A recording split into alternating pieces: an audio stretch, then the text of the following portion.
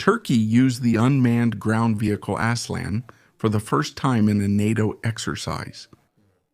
In more detail, and according to European reports, the Turkish army used an unmanned ground vehicle for the first time.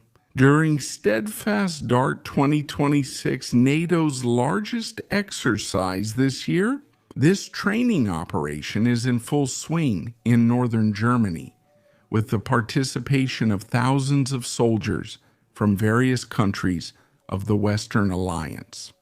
During Steadfast Dart 2026, units of the Turkish armed forces carried out reconnaissance and support missions using an Aslan-type ground drone.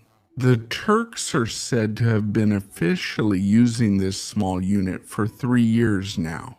Specifically, the 66th Mechanized Brigade of Ankara adopted the system in 2023. Since then, we often see it in training exercises of the unit in Turkey.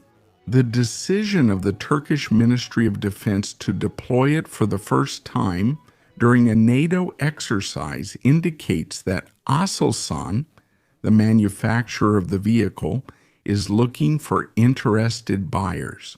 So far, no foreign country has publicly expressed interest in acquiring the Aslan or any other unmanned ground vehicle from Turkey, mainly because this is a new type of drone. In order to convince the West of their usefulness, during the NATO exercise, the ability of the Aslan to accompany agile military forces in various operational environments. The Aslan by Aselsan. It also has a remote-controlled weapons station, which, however, was not used during the Steadfast exercise.